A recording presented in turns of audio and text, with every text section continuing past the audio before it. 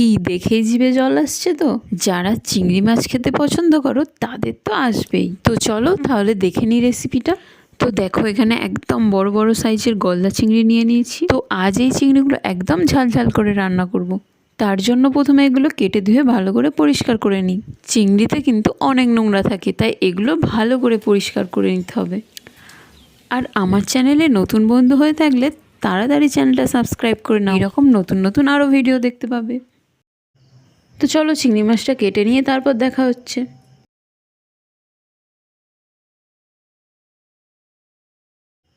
এবার একটা বাটিতে নিয়ে নিচ্ছি লবণ, হলুদ গুঁড়ো আর লঙ্কার গুঁড়ো। এটাকে ভালো করে মিশিয়ে নেব।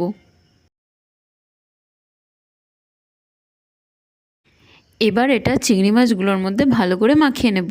মশলাটা কিন্তু চিংড়ি মাছের ভেতরেও ভালো করে মাখিয়ে নিতে হবে, তাহলে চিংড়ি মাছটা খেতে বেশি টেস্ট হবে।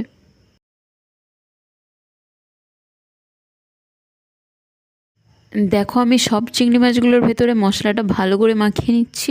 মশলাটা মাখানোর পর 5 মিনিট মতো রেখে দেব।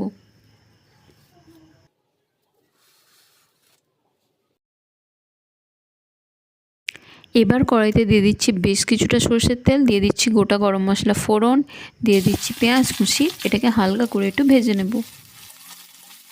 পেঁয়াজটা ভাজা হয়ে গেলে এতে দিয়ে দিচ্ছি আদা রসুনের পেস্ট। এটাও একটু ভেজে নেব যাতে এর কাঁচা গন্ধটা চলে যায়। এবার এর মধ্যে দিয়ে দেবো হলুদ গুঁড়ো, জিরে গুঁড়ো, ধনে গুঁড়ো আর কাশ্মীরি রেড চিলি পাউডার। এবার সব মশলা ভালো করে একটু মিশিয়ে নেব। এখন এতে দিয়ে দেবো টমেটো কুচি আর স্বাদ মতো লবণ। এবার এটাকে ততক্ষণ কষিয়ে নেব যতক্ষণ না এটা থেকে তেল ছেড়ে দিচ্ছে। তো দেখো মশলাটা থেকে তেল ছাড়তে শুরু করেছে।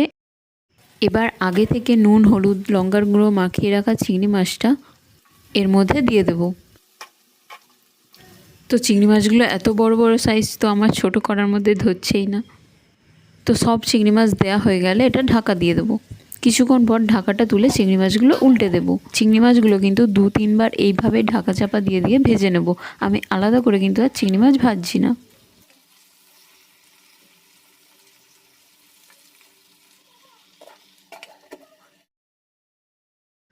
তো চিংড়ি মাছগুলো এত বড় বড় সাইজ, তো আমার একটু উল্টাতে অসুবিধাই হচ্ছে।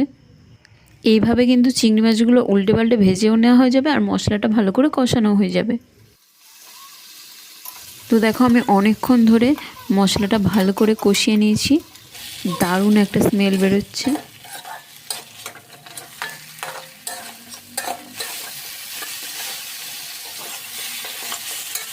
এবার এতে দিয়ে দেবো পরিমাণ মতো জল।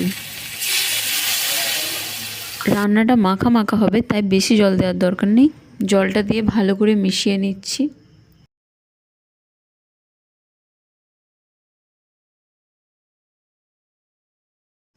উপর থেকে দিয়ে দিচ্ছি কয়েকটা চিরা কাঁচা লঙ্কা।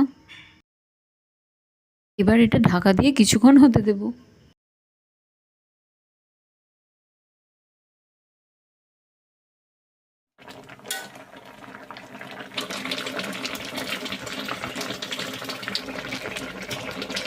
তো আমাদের চিংড়ি মাছ একদম রেডি।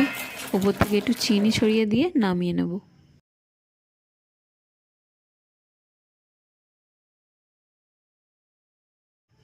দুপুরবেলা গরম গরম ধোঁয়া ওঠা ভাত আর সাথে এইরকম এক পিস চিংড়ি মাছ, ব্যাস আর কি চাই।